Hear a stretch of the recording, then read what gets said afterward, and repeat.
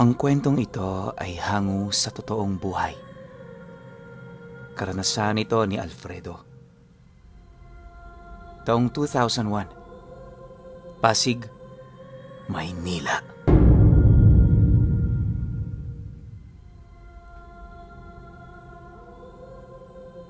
Matagal nang naninirahan si Alfredo sa Pasig, kung saan saang lugar na rin siya noon napadpad dahil yung mga una niyang trabaho, hindi niya nagustuhan yung mga pamamalakad. Karamihan sa mga ito, kung hindi istrikto ang amo, mababa ang pasweldo. Siyempre, ayaw naman niya ng ganon. Gawa ng may pamilya din siyang pinapadalhan sa probinsya. 4 yung anak niya doong umaasa. Kaya sa ayaw at sa gusto niya, kailangan niyang magpagal.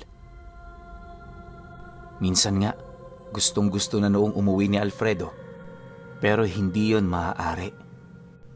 Kaya para maibsan ang kanyang pangungulila, idinadaan na lamang niya sa paglalasing ang lahat ng nararamdaman niya. Sa loob ng halos 5 taon niya doong pagtatrabaho, wala naman siyang naging problema. Marami na siyang nakilalang tao, kalakip ang mga naging barkada niyang nakasama sa hirap man o saya. Ayon kay Alfredo na, sa tinagal-tagal niya na noong namalagi sa Maynila, iisang bagay lamang ang kanyang napansin at yon ay ang mga piling tao lamang ang naniniwala sa mga nilalang na hindi nakikita. Nagsimula ang kanyang istorya noong nagtrabaho siya sa isang panaderya. Dahil sa tubong probinsya itong si Alfredo, unang pasok niya pa lamang, ramdam na niyang meron doong nangyayaring kakaiba. Pero syempre, hindi niya yun gaanong pinansin, buhat sa nangangailangan din siya noon ng pera. Ngunit hindi pa man siya inaabutan ng linggo. Sa kanyang trabaho, doon na niya nagawang masaksihan yung mga kakaibang nilalang na naninirahan sa panaderya. Sa mga unang araw ng pananatili niya sa lugar na yon, marami na siyang nakitang mga ligaw na kaluluwa na may mga kasamang itim na elemento.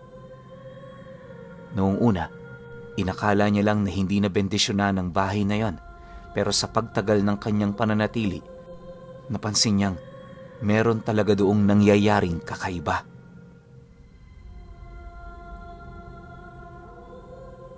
Gabi-gabi noon ang trabaho ni Alfredo sa panaderya. Tagamasa siya ng tinapay, kaya halos buong magdamag, nagtatrabaho siya. Sa kasagsagan ng kanyang ginagawa, marami siyang napapansing bagay na hinahalo ng amo niya sa mga harinang nilagyan niya ng pampalasa. Akala niya kung ano lang ang sangkap na yon, pero pagsilay niya rito, doon tumambad sa kanya ang mga itim na bagay na hindi niya mawari kung ano. Matapos naman niya yung masilayan, syempre minabuti niyang palagpasin ito, pero 3 araw pa ang dumaan magmula noong nasaksihan niya ang bagay na yon, doon na mas lalong tumindi ang mga nangyari. Base sa pagkakatanda ni Alfredo, tuwing gabi, naririnig niyang parang nagdarasal yung amo niya sa silid nito. May naaamoy din siya doong kakaibang baho na halos tumagal naman ng ilang oras. Matapos magdasal ng taong yon, bigla namang umaalulong ang mga aso sa labas at kasabay nito ang pagtahimik ng buong paligid. Dahil sa mga ganoong pangyayari, gabi-gabi siya noong napapasilip sa labas hanggang sa hindi naglaon, siya na mismo ang nakasaksi sa isang malaking pusa na nagpalit anyo bilang tao. Bagaman may kalayuan ito, hindi niya maipagkakaila na ang taong yon walang iba kundi ang amo niya. Subalit sa kabila ng kanyang mga nalaman, pinilit niya pa rin doong manatili ng 1 buwan para makuha ang kanyang sweldo. Nang matanggap na niya ito, agad naman siya doong umalis nang wala ng pasabi. Yung pera namang ibinigay nito sa kanya, Yun na ang kanyang ginamit para makahanap ng panibagong mapapasukan. Awa naman ng Diyos, hindi siya gaanong pinagdamutan ng tadhana. Habang hindi pa siya nakakahanap ng trabaho, meron siya noong tinuluyang isang matandang albularyo na tuburing probinsya. Nakilala niya yon sa ilalim ng tulay noong mga panahong tumatambay siya doon para mangisda. Mabait naman ang taong yon. Sa katunayan, ito ang nagbigay sa kanya ng mga pagkain at damit noong walang-wala siya. Ito rin ang nagbigay ng payo sa kanya na hanggat may buhay, huwag susuko. Pagtatapat pa ng matandang yon, na di hamak na mas maswerte si Alfredo kung ikukumpara sa kalagayan niya. Alam niyo, pinuno, hindi naman siya tumagal sa lugar na yon. Dahil pagkaraan lang ng ilang linggo, nakahanap na rin siya ng kanyang trabaho kung saan doon na rin mismo nagsimula ang kanyang kwento. Sa taong ito, kasalukuyang tagapagbantay sa isang gulayan itong si Alfredo. Yung amo niya doon, merong isang malaking pwesto sa merkado, kaya na may araw-araw napakaabala talaga nila. 3 sila doong magkakatrabaho, pero hindi pa rin sila gaanong nakakapagpahinga. Paano ba naman kasi? Mula umaga hanggang gabi, marami ang mga taong nagsisidagsaan para bumili. Halos ilang oras lang dinoon ang kanilang nagiging pahinga, pero masaya naman sila, lalo pat malaki-laki ang kanilang nagiging kita. Magmula noong napadpad si Alfredo sa amuhan nilang yon, hindi na niya binalak na umalis pa. Bukod sa wala naman siya doong napapansing kakaiba, maaliwalas rin at malinis yung lugar na tinutuluyan nila. Akala niya magtutuloy-tuloy na ang kanyang magandang buhay, pero unti-unti yung nagbago nang merong pumasok sa kanilang kasambahay. Matanda na yung babaeng yon. Pinapasok yon ng kanyang amo, dala ng awa nito. Bukod kasi sa wala na yung trabaho, madalas yung tumambay sa merkado nang hihingi ng limos sa mga taong napapadaan. Siyempre, bilang likas na sa amo nila ang pagiging maawain, hindi naman ito matiis yung babae. Nang makahanap na yon ng pagkakataon para yon ay makausap, ito na rin mismo ang nagmagandang loob na mag-alok dito ng trabaho. Hindi naman tumanggi ang babae, gawa ng di hamak na mas madaling kumita sa pwesto nila kaysa mamalimos at ipahiya ang sarili niya. Sa mga unang araw ng pagtatrabaho nito, medyo nakalapit na yon ng iilan sa mga kasama ni Alfred. Masiyahin din kasi ang matanda at hindi yun basta-bastang nagagalit tuwing yon ay binibiro. Ngunit habang tumatagal ang kanilang pagsasama, napapansin niyang nag-iiba na rin ang pakikitungo nito sa kanila. Madalas na yung galit, tapos hindi na ito matanong. Ang masaklap pa, hindi na rin yung nauutusan sa bahay na para bang palamunin na lang din ito. Madalang na din yun kung umuwi, subalit sa hindi malamang dahilan, parang hindi ito napapansin ng pamilya ng may-ari ng tindahan. Ilang araw pa ang lumipas, nang hindi na maatim ni Alfredo ang ganoong sitwasyon, minabuti naman niyang maghanap ng pagkakataon para makausap yung taong pinagsisilbihan nila. Kaso lang, ilang beses niya na itong sinubukang gawin, ngunit hindi niya yun masabi-sabi, gawa ng tuwing nakikipag-usap siya dito, umaaligid yung matandang babae. Hindi niya mawari kung ano ang ibig ipalabas nito, pero base sa mga mata nitong nakatitig sa kanya, para yung nagbibigay babala ukol sa mga gagawin niya. Bagaman nababahala na noon itong si Alfredo, hindi naman niya yun gaanong pinansin dahil ang buong akala niya wala itong gagawin. Isang gabi, Habang nagpapasok sila ng mga gulay sa tindahan, bigla namang dumating yung babae kasama yung anak ng amo nila na nasa edad 8 taong gulang. Makalipas pa ang ilang minuto, pagpasok naman ng dalawa sa loob, bahagya naman siya noong natigilan nang mapansin niya ang paglapit ng matandang babae sa kanya. Maya-maya pa, nang magkatitigan na sila, agad naman yung napawika sa kanya ng, Hoy Alfredo, balita ko sinisiraan mo ko sa ating amo ah. Ayus-ayusin mo yung buhay mo. Baka hindi ako makapagtimpi sa'yo.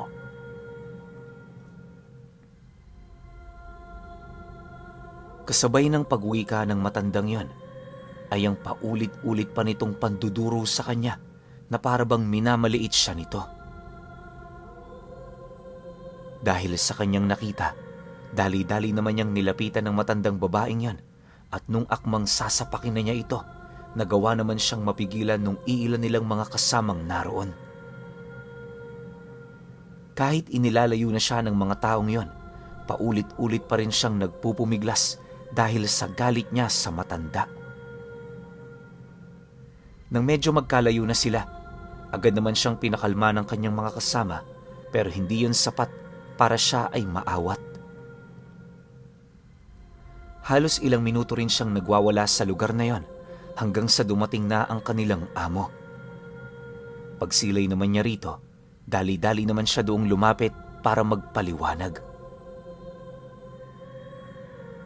Manoy Along, pagsabihan niyo huyang kasambahay ninyo. Akala niyo kung sino eh. Kung makasta parang tagapagmana ninyo.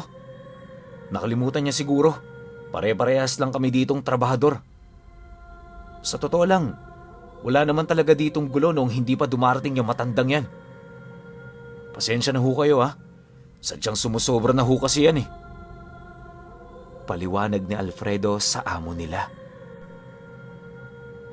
Subalit, nang marinig naman ito ang kanyang sinabi, minabuti naman itong manahimik habang pinagmamasdan yung babae. Nang mapansin naman ito ni Alfredo, dali-dali naman siyang lumabas dahil sa bigat ng kanyang loob. Pagsilay naman sa kanya ng mga kasama niya, agad naman yung sumunod sa kanya para kausapin siya. Ilang minuto pa ang lumipas, lumabas na rin yung amo nila para kausapin siya. Ayon dito na, marami siyang isinaalang-alang kanina kaya pinili niyang wala siyang panigan sa kanilang dalawa. Dagdag pa nito na, tapusin na nila ang gulong yon para naman kahit papaano hindi na sila magkaroon ng alitan. Mariin din itong inilahad, sanay na sa taong yon ang kanyang mga anak. Kaya kagaya niya, hindi niya rin yun maaaring paalisin. Pagtatapat pa nito na, pamilya na ang turing nito sa kanila, kaya labis siyang nasasaktan tuwing sila'y nagkakaroon ng hindi pagkakaunawaan. Dahil sa sinabi nito, wala naman siyang nagawa kundi ang magparaya. Humingi rin siya roon ng tawad buhat sa abalang na idulot nila. Matapos naman ang kanilang pag-uusap, agad naman siya nitong sinamahang pabalik ng tindahan para kausapin ng babae. Kaso lang, nung masipat ni Alfredo ang babaeng yon, imbis na makaramdam siya ng pagpapatawad, mas lalo pa siyang nilamon ng galit. Ayon sa kanya, pagpasok nila sa may bandang kasera, nadatnan nila yung nakaupo, kumakain ng tinapay na binili nung amo nila. Ang binabantayan naman itong bata, napakadungis na ng itsura dahil sa hindi niya man lang yon inaatupag. Ngunit, nang akmang sasabihin niya na yon sa amo nila, napansin naman niyang parang natutuwa pa yon sa ginawa nung babae. Sa pagtitigan naman nilang dalawa, dahan-dahan naman yung lumapit sa kanya habang nakangisi. Hindi naglaon, paghawak nito sa kanyang balikat, pabulong naman yung nagwika sa kanya ng, Akala mo kakampi mo siya. Nagkakamali ka. Kung papipiliin yan sa ating dalawa, ako ang pipiliin yan. Tandaan mo, pamilya ang turing nila sa akin. Habang sa'yo, isang hamak na trabahador.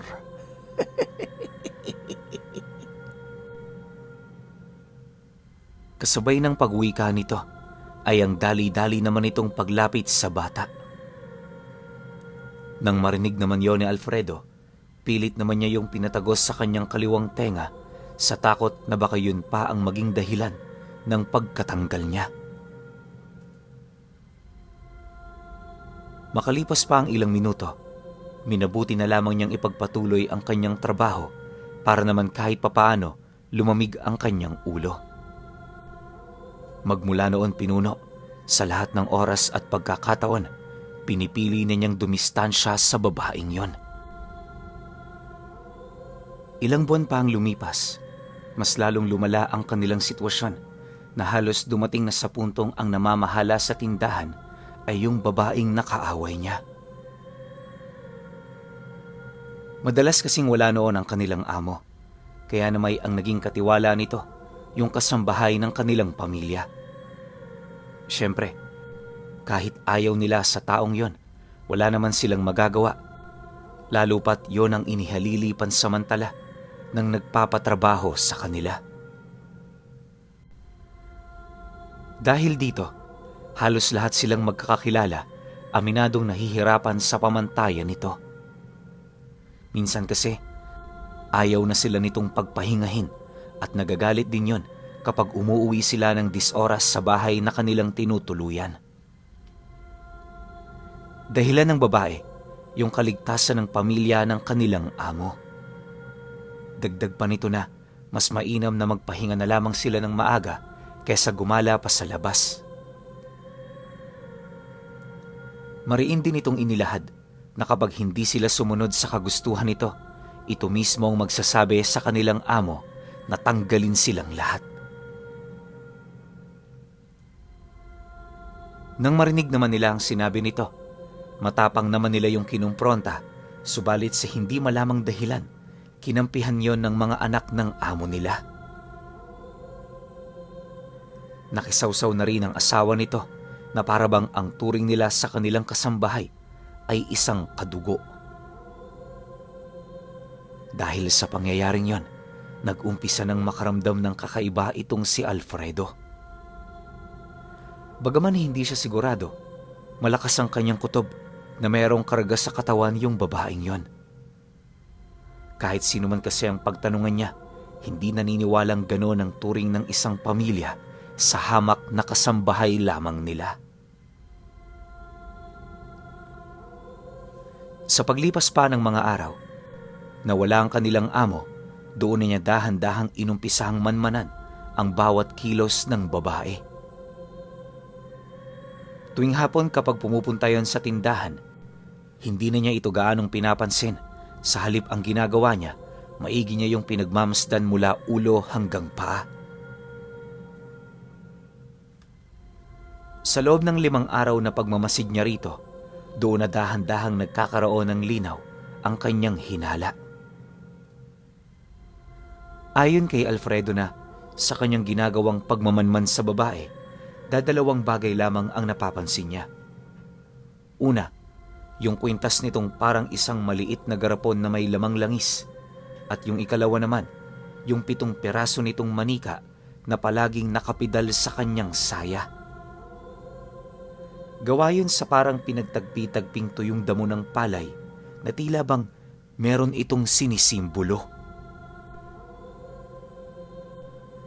Halos ilang araw din yung pinag-isipan ni Alfredo pero bigo siyang malaman ito.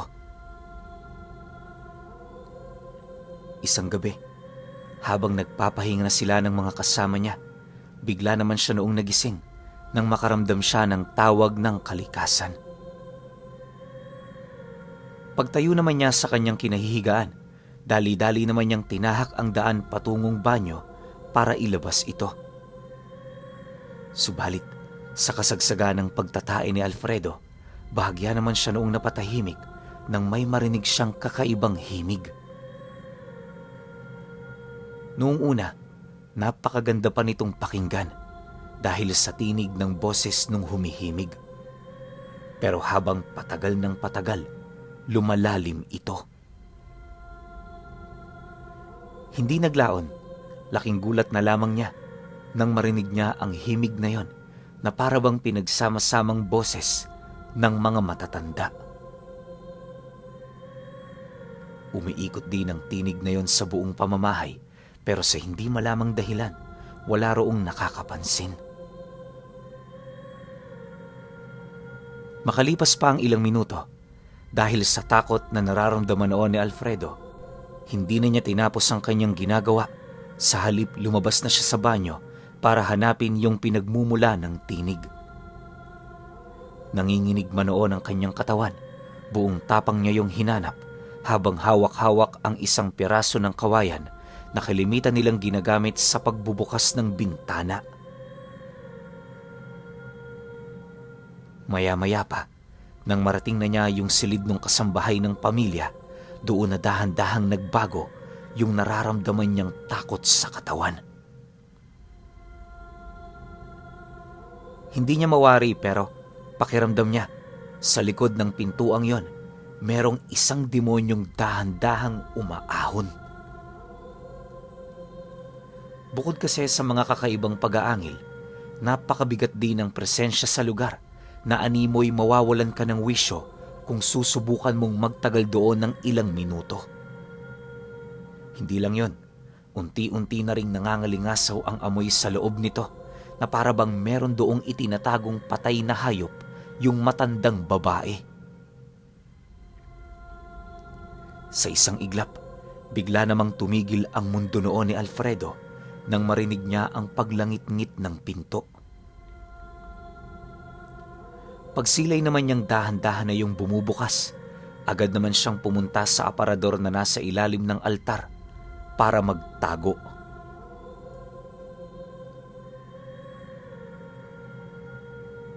Kung hindi niyo kasi naitatanong, yung bahay na tinutuluyan nila noon, parang rentahan yung disenyo. Sa ikalawang palapag, doon naninirahan yung pamilya ng kanilang amo, tapos sa baba naman, naroon ang kanilang mga silid. Kalakip ang isang malawak na sala na ginagawa naman nilang pasilyo. Magkakatabi lang din ang kwarto nila at sa may bandang gitna nito, naroon ang altar. Malaki ang aparador ng altar na yon, kaya kasyang-kasya sa loob nito. Mula roon, kita niya rin ang silid ng matandang babae na siya namang naging pabor sa kanya. Ilang segundo pa noon ang lumipas. Pagbukas naman ng pinto ng babaeng yon, doon bumungad sa kanya yung katawan nitong naglalakad na wala ng ulo. May hawak-hawak din yung itim na kandila at sa bawat paghakbang nito, meron siyang naririnig na mga kataga na hindi niya maintindihan. Yung mga katagang yon, unti-unting nagpapabigat sa kanyang wisyo at hindi naglaon, naging dahilan din para kumalas sa kanyang katawan ng kanyang ulirat nang hindi niya nalalaman. Kinabukasan pagising noon ni Alfredo, nadatna naman niya ang kanyang mga kasama, gulat na nakatingin sa kanya. Maya-maya pa, pagtayo niya, agad naman siyang kinausap ng isa sa mga ito. Hoy Alfredo! Bakit sa aparador ka natulog kagabi? Naligaw ka ba paglabas mo? Naku naman, dahil sa'yo hindi kami nakapagbukas ng maaga sa tindahan. Marami tuloy ang naghintay. Babalik na sa mga susunod na araw si Manoy Along. Paniguradong mapapagalitan tayo nun. Wika ng isa niyang kasama. Matapos naman itong makapagsalita, sakto naman ang pagdating ng kasambahay, kaya minabuti na lamang niyang manahimik nang sa gayoy wala itong masabi sa kanya.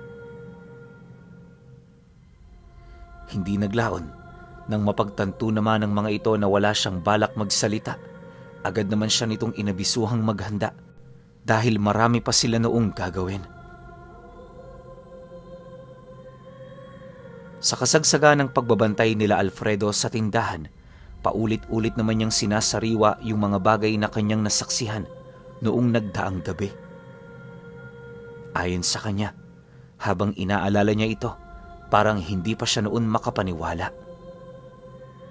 Yung pakiramdam niya kasi, panaginip niya lang ang lahat, pero base sa salaysay ng mga kasama niya, may parte sa mga istorya nito na parang nagpapatotoo sa mga naranasan niya.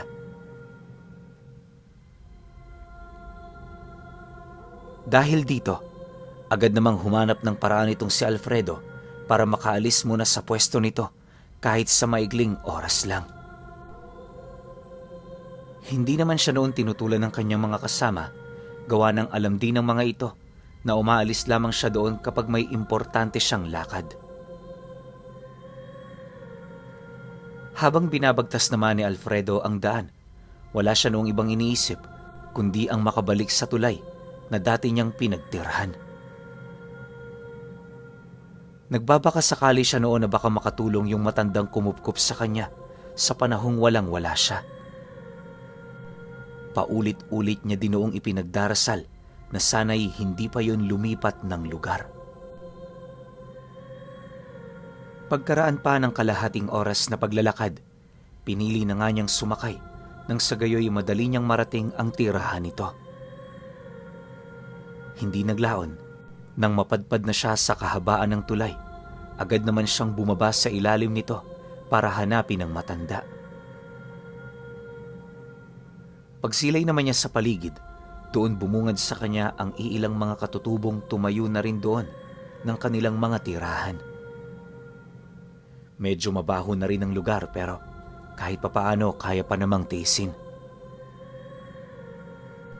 Maya-maya pa, pagdating niya sa ibayong parte nito, doon niya nasipat ang matanda na abalang-abala sa pagtatanim ng mga halamang gamot sa mga pasong ginawa nito.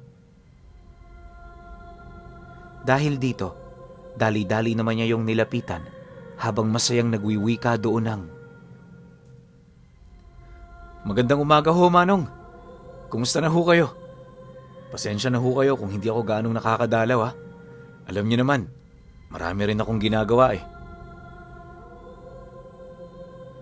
Nang marinig naman ng matanda ang kanyang sinabi, agad naman itong itinigil ang kasalukuyan nitong ginagawa para makipag-usap sa kanya. Maya-maya pa, pagsilay naman ito sa kanyang kinaroroonan, napangiti lang naman ito habang sumasagot sa kanya ng, "Huwag mo akong alalahanin, Alfredo. Lahat tayo may kanya-kanyang buhay. Ikaw, kumusta ka sa pinagtatrabahuhan mo? Lumipat ka na naman ba?"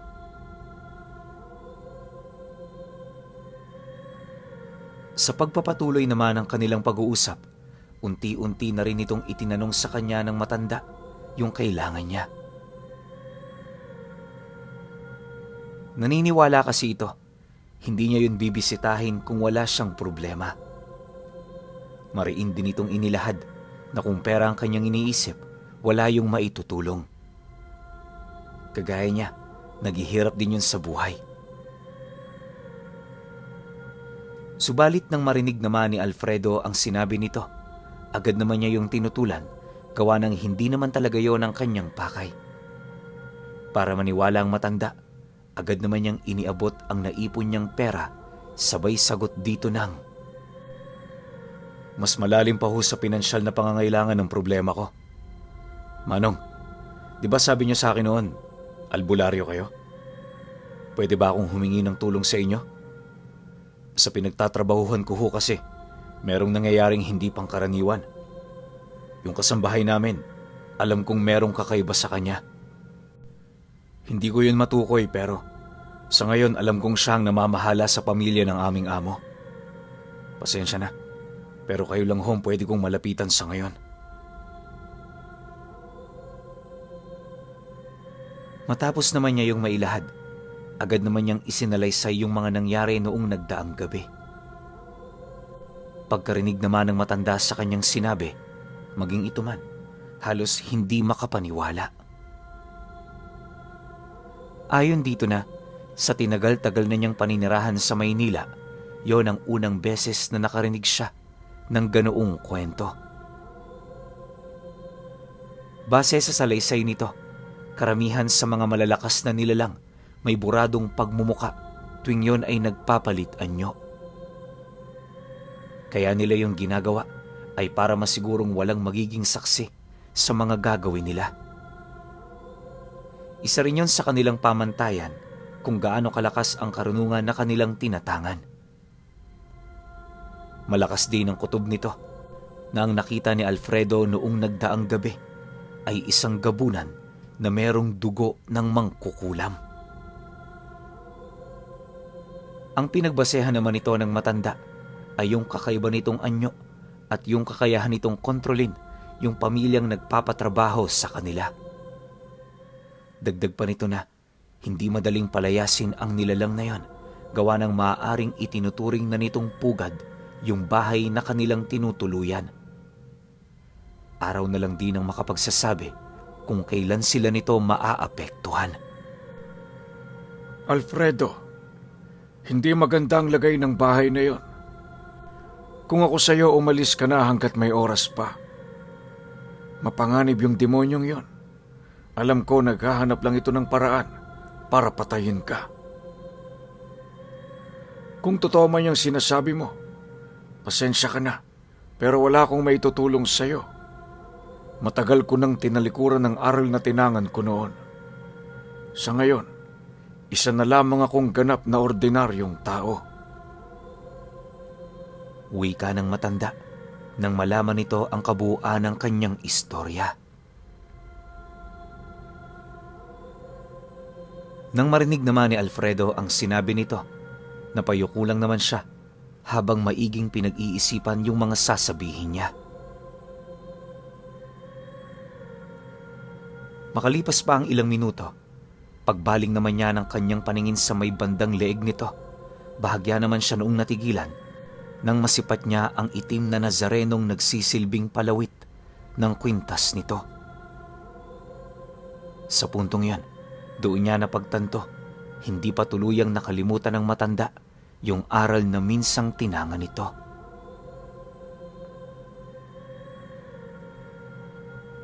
Matapos naman ang kanilang pag-uusap, agad naman siya noong nagpaalam. At nung aalis na siya, inabisuhan niya yung anumanang mangyari sa kanya. Ito na ang bahalang magpaalam sa may iwan niyang pamilya. Dahil sa kanyang sinabi, wala namang naisagot ang matandang yon. Sa halip ipinagpatuloy lang nito ang pagtatanim ng mga halamang gamot.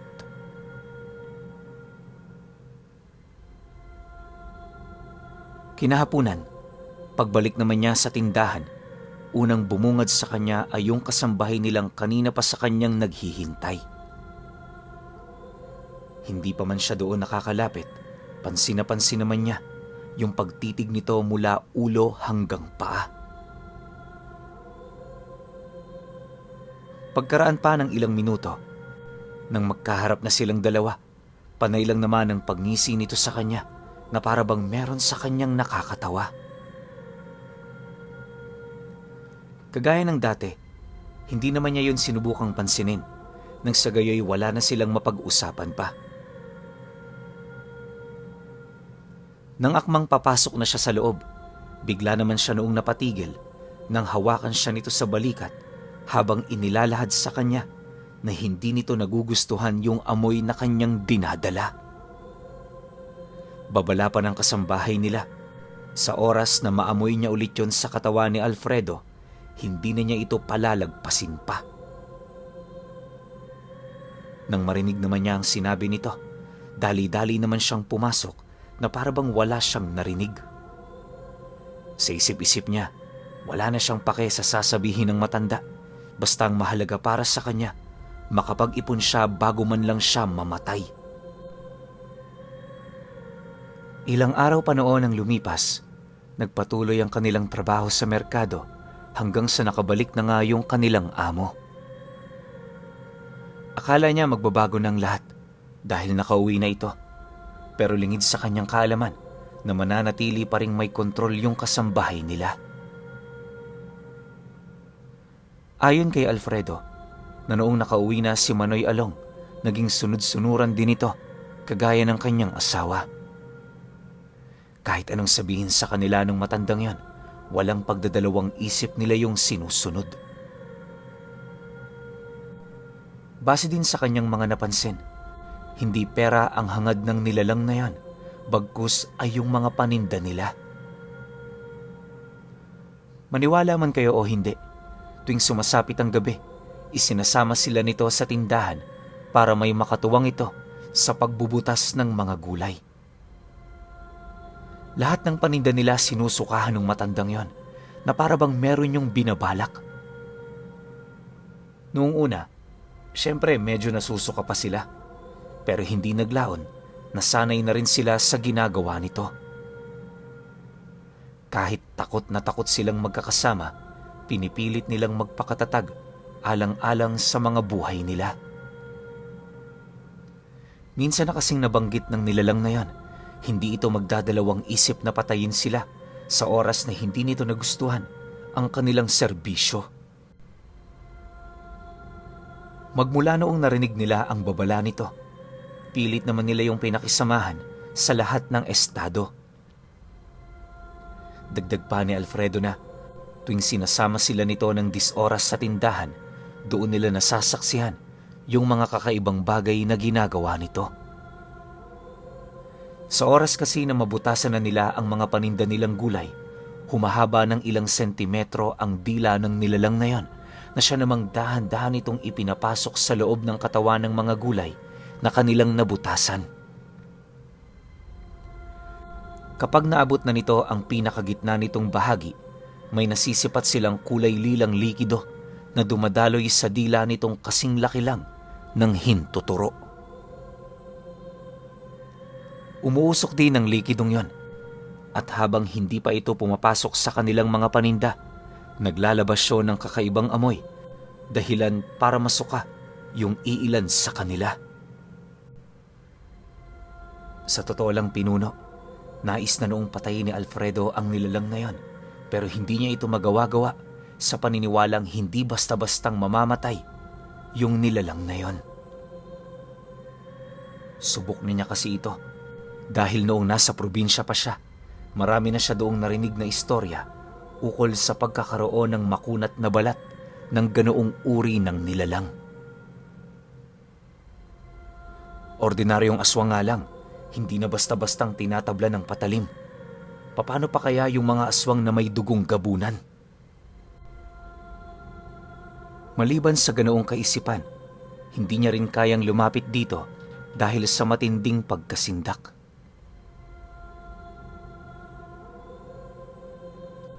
3 linggo pa noon ang lumipas, merong kumalat na kakaibang sakit sa kanilang lugar. Karamihan sa mga tinamaan nito, pawang mga babaeng nasa kasagsagan ng pagdadalang tao. Noong una, inakala nilang simpleng karamdaman lang ang dinadala nila, pero hindi naglaon, may napabalitang aksidente sa kanilang lugar ukol sa isang buntis na bigla na lamang nagluwal ng sanggol kahit hindi pa nito kabuwanan.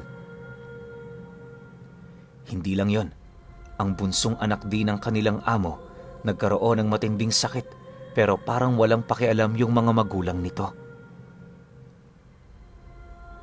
Upang hindi naman yun mapansin ng karamihan sa kanila, itinago yun ng kasambahay sa mismong silid nito. Halos ilang beses na rin kinausap ng palihim ni Alfredo yung amo nilang yon, ngunit sa kasamaang palad, parang wala na ito sa wisyo. Kung hindi patango ang naisasagot nito, tulala lang yung nakatitig sa kanya. Dahil sa mga pangyayari, doon niya napagtanto na unti-unti nang nabubuo ng nilalang na yon ang matagal na nitong plano. Subalit, sa kabila ng lahat ng yon, pinili niya pa ring maging kalmado gawa ng unti-unti niya na noong napapansin yung pagpaparamdam ng presensya ng albularyo na kanyang nilapitan. Minsan nasisipat niya yung dumaraan sa merkado, kaya inakala naman niyang naghahanap yon ng pagkakataon para mabingwit ang nilalang. Siyempre, sa kagustuhan naman ni Alfredo na magtagumpay ito, pinili niya yung bigyan ng pagkakataon kahit araw-araw wala ng kasiguraduhan ang kanyang buhay.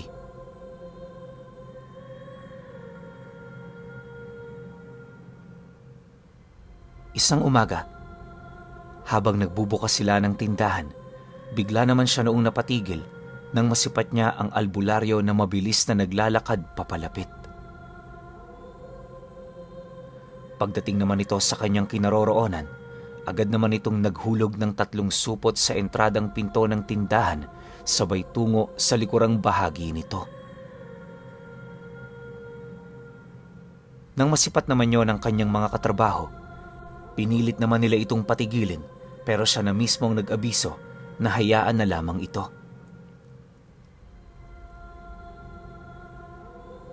Dahil sa kanyang sinabi, wala namang nagawa ang kanyang mga kasama kundi sumunod.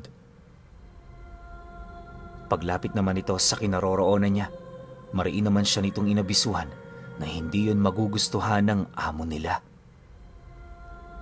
Nang marinig naman niya ang sinabi nito, agad naman niya yung tinitigan habang seryosong sumasagot doon ang, "Hindi mo ba nakikita? Alipin na yung amo natin ng kasambahay niya. Gusto niyong matapos ang sigalot na to? Paniwalaan niyo ako. Para to sa ikabubuti nating lahat."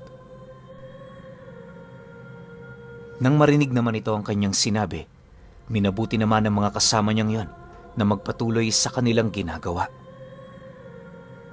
Kalahating oras pa ang dumaan, sa hindi malamang dahilan, lahat ng mga paninda nila biglang nanilaw. Wala silang ideya kung paano yun nangyari, pero matapos mailatag ng albularyo yung lahat ng pangontra nito, bigla na lamang naging gano'n ang kulay ng lahat ng gulay na nilawayan ng matandang aswang. Dahil sa pangyayaring yon, dali-dali naman nila itong binasura nang sa gayoy hindi yun makita ng mga parokyano nila. Maaga din nilang sinarado ang tindahan na siyang naging daan para magkaroon sila ng sapat na oras upang makapagplano. Sa kanilang pag-uusap, ibinahagi ng matanda na maaaring sa puntong yon, marami na ang nabiktima ng nilalang sa kanilang lugar. Nasisiguro din itong triple na ang lakas nito, kaya na may kinakailangan nilang magdoble ingat, gayong bahagi na sila ng plano nito. Pagtatapat pa nito sa kanila na natunugan na nito ang kanilang ginawa, kung kaya't hindi na yon magtatangkapang pumunta sa mismong tindahan. Dagdag pa nito na nararamdaman na nito ang galit ng nilalang, kaya na may hindi magiging matahimik ang gabing yon para sa kanila. Dahil sa sinabi nito, agad naman siyang nagtanong ukol sa mga bagay na kanyang maitutulong. Ayaw naman niya kasing ibigay ang kabuuang responsibilidad sa matanda, lalo pat wala yung ideya sa labang sinusuong nila. Makalipas pa ang ilang minutong pag-uusap, agad namang ibinahagi ng albularyo ang nais nitong mangyari. Ayon sa matanda na, kinakailangan niya ang tulong nila Alfredo para magtagumpay sa plano. Dagdag pa nito na mapanganib ang sitwasyong kanilang kinakaharap, kaya na may kailangan nila itong pag-aralan ng mabuti. Mas mainam ding alamin nila ang kahinaan at kalakasan ng kanilang kalaban nang sa gayoy hindi sila nito malamangan. Alfredo, ilang araw kong pinag-aralan ang kilos ng nilalang na yon. Nakumpirma ko na yung mga nakita mong manika na nakakapit sa kasuotan niya, yon ang kulungan ng kaluluwa ng amo mo at ng pamilya nito. Batid kong itatago yun ang nilalang, kaya habang nakikipagbuno ako, yon ang hanapin mo. Magtulungan kayo para makuha niyo ang bagay na yon. Wika ng matandang kaibigan niya sa kanila. Nang marinig naman niya ang sinabi nito, ora mismo, agad naman nilang kinuha yung mga tabak at kutsilyong kalimitan nilang ginagamit sa tindahan. Sa pagtungtong naman ng takip silim, tahimik naman silang lumabas sa merkado para puntahan yung bahay ng kanilang amo. Sa kanilang paglalakad, pansin na pansin naman nila noon ang tila bang mga kaguluhang nangyayari sa kanilang lugar tuwing gabi. Nang masipat naman yon ng matanda, agad naman itong inilahad sa kanila na yun na ang naging bunga ng salot na ipinakalat ng nilalang. Ayon pa dito na, pangkaraniwan na yon sa mga lugar na pinagpupugaran ng mga gabunan kung saan wala silang ibang hangad kundi ang manginain. Kalimitan din yung nangyayari kapag tinatalo nito ang mismong mga kababaryo nito. Pagtatapat pa nito sa kanila na kung hindi nila mapipigilan ang nilalang na yon, maaaring lumala pa ang sitwasyon ng kanilang lugar. Sa kasamaang palad, hindi ito mapapansin ng mga pangkaraniwang tao dahil ang mga tadhana nila matagal nang umiikot sa mga palad nito. Matapos naman yung marinig ni Alfredo, halos hindi naman niya maisip na tunay ngang umiiral ang mga ganoong uri ng nilalang. Makalipas pa ang ilang minutong paglalakad nila, doon na nila tuluyang nasilayan yung bahay ng kanilang amo. Sa kanilang pagmamasid, kapansin-pansin naman yung kawalan ng ilaw sa loob nito. Wala rin silang naririnig na ingay doon na para bang kasulukuyang nagpapahinga na yung pamilyang yon. Subalit, nang akmang bubuksan na nila ang pinto, bigla naman sila noong napatahimik nang makarinig sila ng isang napakalalim na pag-angil. Nag-umpisa na ring magsialulungan yung mga aso, kaya ang ginawa noon nila Alfredo, imbis na buksan ang entradang pinto, minabuti naman nilang tumungo sa likurang parte ng bahay. Nang marating na nila ang lugar, agad naman niyang tinadyakan ng pinto sa may bandang kusina dahilan para masira yung kandado nito. Pagpasok naman nila sa loob, dali-dali naman nila yung itinrangka at kasabay nito ang mabilisan nilang pagtakbo patungo sa silid ng matandang kasambahay. Hindi naglaon, nang marating na nila ang kinaroroonan nito, doon na sila nagtulong-tulong para yon ay buksan. Habang sinisira nila Alfredo ang trangka, halos hindi naman nila noon maisip kung papaano ito na isara ng maigi ng matanda. Habang ginagawa nila ito, aminado naman silang naging kampante sila dahil ang buong akala nila wala na sila doong makakalaban. Ngunit nang malapit na nilang masira ang trangka, laking gulat na lamang nila nang masipat nila ang kanilang amo na mabilis na sumusugod sa kanilang kinaroroonan, bitbit ang isang mahabang itak. Paglapit naman ito, walang habas naman sila nitong pinagtatataga na siyang naging sanhi upang maputulan ng braso yung isa sa mga kasama niya. Sinubukan pa nila yung tulungan pero dahil sa hawak na armas ng amo nila, wala na silang nagawa para mailigtas pa yung buhay nito. Nang mabutan kasi yun ni Manoy Along, parang baboy niya yung pinag-uundayan ng saksak mula paa hanggang ulo. Sa sobrang bilis din ng pangyayari, halos hindi na nakasigaw yung lalaking yon.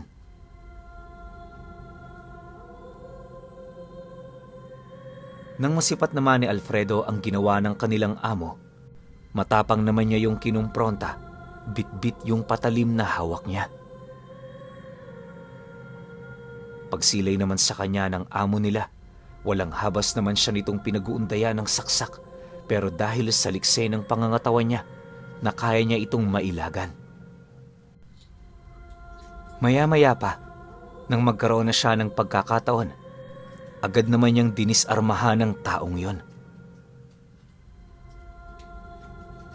Pagkakuha niya ng itak nito, dali-dali naman siyang humingi ng tulong sa kanyang mga kasama para yon ay itali. Matapos nun, mabilis naman siyang pumasok sa loob ng silid ng kasambahay nila para kunin yung mga manika na pinagkukulungan nito ng kaluluwa.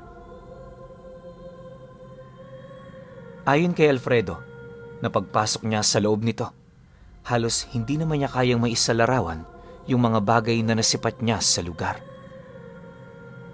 Ayon sa kanya, buong buhay niya, yon ang unang beses na nakapasok siya sa isang silid na napakadilim.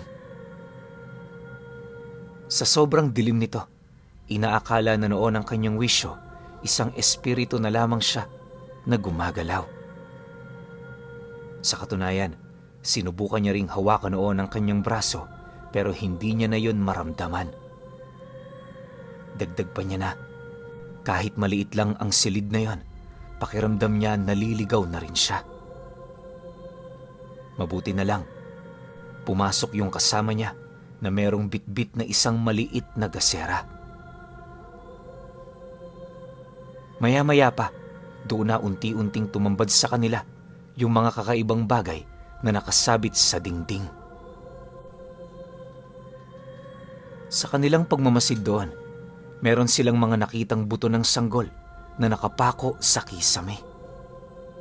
May mga garapon din sila doong nasilayan na naglalaman ng mga laman loob ng tao. Hindi lang yon, meron din silang nakitang 5 piraso ng libro kung saan ang nilalaman nito, mga pamamaraan kung papaano bumuhay ng patay, gayon din ang paggawa ng ritual ng pagpapalit anyo.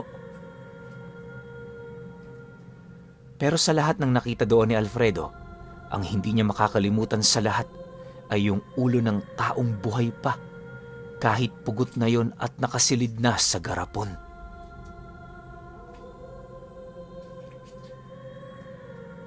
Makalipas pa ang ilang minuto nilang pagmamasid sa lugar, doon na nga nila tuluyang nasilayan yung mga manikang hinahanap nila. Walang sabi-sabi, agad naman nila yung sinunog sa gasera na siyang naging sanhi para maglabas yun ng napakaitim na usok. Halos binalot din ito pansamantala ang kabuuang lugar hanggang sa hindi naglaon, tuluyan din yung nawala. Matapos naman nilang masunod ang utos ng albularyo, agad naman silang lumabas para magmasid.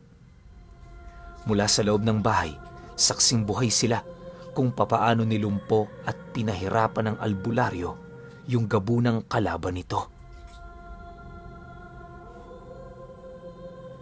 5 minuto lang din ang dumaan matapos nilang mapalaya ang kaluluwa ng pamilya ng kanilang amo na matay yung kasambahay nila. Pagkagnas ng katawan nito, agad naman nilang napansin yung napakaraming lupa na lumabas sa mismong kwarto nito. Dahil sa pangyayaring yon, dali-dali naman sila doong pumasok para kunin ang iilang pagmamayari ng nilalang na yon. Subalit sa kasamaang palad, wala na sila doong naabutan. Base sa kanilang mga nakita, naniniwala sila noon na kagaya ng nilalang na yon, naagnas din ang lahat ng mga bagay na minsan itong itinago. Matapos ang mga pangyayaring yun pinuno, tuluyan na ngang nanumbalik ang wisyo ng amo nila. Habang kinakausap nila ito, halos wala naman itong kaide-ideya tungkol sa mga nangyari. Ayon sa amo nila na pakiramdam nito na naginip yon sa loob ng mahabang panahon. Nang marinig naman nila ang sinabi nito, halos wala naman sila doong maisagot sa kadahilanang ang inaalala nila yung kasama nilang namatay. Upang hindi naman sila maparusahan ng batas, nagdesisyon silang tumistigo dito ng masama. Ipinalabas nilang nagnakaw ito para naman kahit papaano bumaba yung sentensya ng amo nila. Sabihin na nating masama ang ginawa nila, pero wala silang pagpipilian. Alam nyo, Magpahanggang sa ngayon, pinagsisisihan pa rin ni Alfredo yung kasalanang yon. Bagaman hindi siya doon ang pumatay, naniniwala siya na meron pa rin siyang kasalanan. Ayon sa kanya, hindi sana mangyayari ang ganoong insidente kung naging maagap lamang siya para paslangin ang gabunang kasambahay sa Pasig.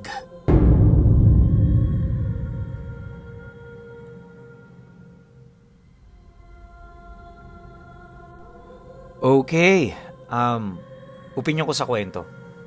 Oo nga naman, no, parang ang sakit sa puso tsaka nakakapangsisi yung namatayan sila ng kasama. Kasi gusto lang din naman ng kasama nila na mapaayos yung sitwasyon nila sa bahay ng amo nila eh. Pero ang ending, parang yung pa yung sakripisyo para lang, alam niyo yun, maging maayos yung buhay nila. Ang tanong ngayon, kumusta na kaya sila Alfredo matapos yung insidente? Nagpatuloy pa rin kaya yung pagiging kasambahay nila o pagiging trabahador nila sa bahay na yon? O tuluyan na siyang umalis doon? Kasi parang wala nang katapusan yung kwento eh, di ba? Parang tinapos lang nila nung, yun nga, yung napatay nila yung gabunan, tapos, yun nga, namatay yung isa sa mga kasama nila, nagtestigo sila ng masama para lang bumaba yung sentensya ng amo nila. Pero nakalaya nga kaya kaagad kasi noong mga taong 2001, hindi naman ata ganun kahigpit pa eh, no? So, ewan ko lang kung kumalat tong balita na to kasi nga sa Maynila nangyari pero parang wala ako nabalitaan kasi 2001, panahong yan. Nasa 11 to 12 years old ako niyan. Hindi ako mahilig makinig o manood ng balita eh. So, siguro nabalita to o hindi pero walang makapagsasabi. Siguro yung may mga edad na nung panahong to, pwede nyong masabi, no? Siguro yung mga nasa edad 20 plus years old na nung 2011 o mga 30 years old na natin para talagang nanonood na ng balita. Baka meron kayo na balitaan na ganitong insidente sa Pasig na nangyari way back 2001. Diba? Medyo nalilito-lito ako sa mga date. Baka nagkakamali ako ng banggit. 2011 siguro yung nabanggit ko pero nangyari to 2001. So baka merong alam na makapagpapatunay sa kwento na to. Paki-comment na lang sa baba. Yun lang. Hanggang sa susunod na kwento. Salamat.